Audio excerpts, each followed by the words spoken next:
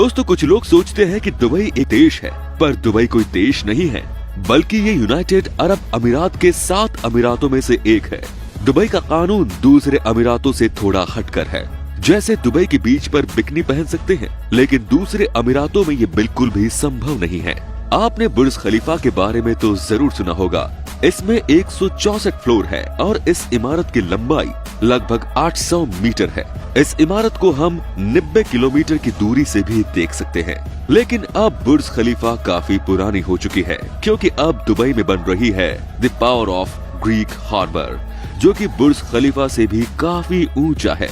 लगभग 1000 मीटर की ये बिल्डिंग, जो 2021 में लगभग पूरी तैयार हो जाएगी और उस समय दुनिया की दूसरी सबसे ऊंची बिल्डिंग भी कहलाएगी। इस शहर में क्राइम 0% है, तभी इसे दुनिया का सबसे सुरक्षित देश माना जाता है। दुबई ऐसा शहर है जिसकी ग्रोथ दुनिया के किसी भी शहर से अधिक है। हालांकि ये बात अलग है कि 1960 से पहले दुबई कुछ भी नहीं था, सिवाय एक मरुस्थल के। मगर 1960 में यहाँ तेल की खोज हुई और उसके बाद दुबई का विकास होना शुरू हुआ। सिर्फ 50 सालों में ही दुनिया की सबसे खूबसूरत शहरों में से एक बनकर उभरा दुबई, और आज दुबई वर्ल्ड इकोनॉमी का प्राइम हब है। सन 1960 में सिर्फ एक ही गगनचुंबी इमारत थी जिसका नाम था वर्ल्ड ट्रेड सेंटर, मगर इस वक्त दुबई में 1956 गगनचुंबी इमारतें हैं और टोटल 911 ऊंची इमारतें हैं। और इसके अलावा जो अब नई बन रही है वो अलग है। इस शहर में घर में शराब रखने के लिए लाइसेंस लेना जरूरी है। लाइसेंस के बिना घर में शराब पीने की इजाजत नहीं है। यहाँ की पुलिस के पास लैम्बोर्गिनी, फरारी जैसी महंगी महंगी कारें होती हैं। जब दुबई के निर्माता शेख बिल राशिद से पूछा गया कि आप दुबई के बारे में क्या कहना चाहेंगे, तो उन्होंने जवाब दिया कि एक जमाना था जब हम लोग ऊंट पर चलना पसंद करते थे, लेकिन आज मर्सिडीज में घूमना पसंद करते हैं। लेकिन फिर से एक जमाना ऐसा आएगा कि लोग फिर से ऊंट पर चलना पसंद करेंगे।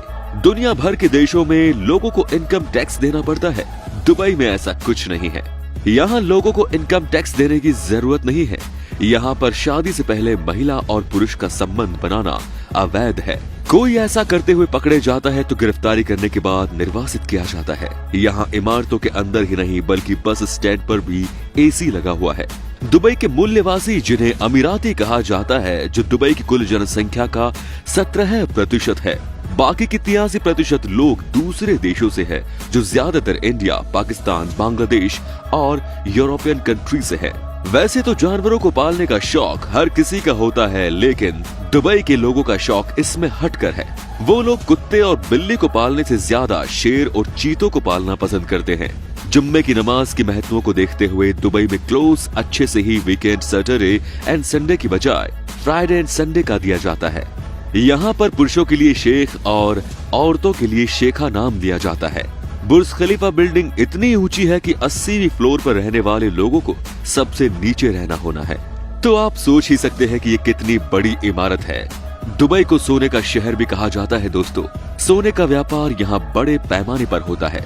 दुबई में सोने की करीब 350 दुकानें हैं। इन दुकानों में हर समय लगभग 15 टन सोना मौजूद रहता है। 2013 में यहाँ सोने का इतना व्यापार हुआ था कि वे 350 हाथियों के वजन के बराबर था। ट्रैफिक जैम की समस्या से हर देश को जूझना पड़ता है।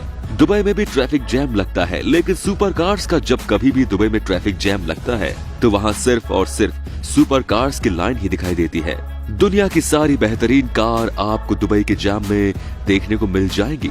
जब बात फिजूल खर्च की हो तो इसमें भी दुबई सबसे आगे है, जैसे कि सोने की कारें। दुबई के अरबपति और उनके बच्चे सोने की परत चढ़ी कारों में काफी दिलचस्पी रखते हैं, जो कि अपनी दौलत का प्रदर्शन करने का एक तरीका है। हो सकता है कि ये बात आपको फिजूल खर्च की हद लगे, लेकिन ये दुबई में आम बात है। यहाँ पर पानी से ज्यादा सस्ती कोल्ड ड्रिंक मिलती है। दुबई में ऐसी एटीएम मौजूद है जिनमें से सोना निकलता है। एक जर्मन कंपनी ने दुनिया की पहली मशीन बनाई जिसे गोल्ड एटीएम कहा जाता है। इसे सबसे पहले दुबई मॉल में लगाया गया था। ये ऐसी मशीन है जिसमें 24 कैरेट की सोने की बिस्किट ज्वेलरी जैसे 320 अलग अलग चीजें निकलती हैं। ग्राहक इसका प्रयोग कैश और क्रेडिट कार्ड से भी कर सकते हैं और अपनी मनचाही चीज निकाल सकते हैं, जो एक काले पैकेट में निकलती है। आपने डिज्नीलैंड के बारे में तो सुना ही होगा, लेकिन अब दुबई में बन रहा है दुबई लैंड, जो डिज्नीलैंड से भी 2 गुना बड़ा होगा। ये 2020 तक बनकर तैयार हो जाएगा। ये भी अनुमान है कि ये दुनिया का सबसे बड़ा टूरिस्ट अट्रैक्शन भी होगा। दुबई मॉल दुनिया का सबसे बड़ा मॉल है। यहाँ पर टोटल 1200 स्टोर है। दुबई रेगिस्तान के बीच में बसा है, फिर भी आप दुबई मॉल में बर्फ के साथ ले सकते हैं। इसके अलावा दुबई में 70 से भी ज्यादा शॉपिंग सेंटर हैं। इसीलिए दुबई को shopping capital of middle east भी कहा जाता है। तो दोस्तों, कैसी लगी आपको ये जानकारी? अगर अच्छी लगी तो लाइक करने के साथ शेयर भी करें ताकि आपके दोस्तों को भी इसके बारे में पता चले। और अगर आप हमारा ये वीडियो पेज पर पहली बार देख रहे हैं तो पेज को फॉलो जरूर करें ताकि आपको आगे आने वाली वीडियोस की नोटिफिकेशन मिलती रहे। मिलते हैं एक नए वीडियो के साथ में, तब तक अपना ख्याल रखिए। धन्यवाद।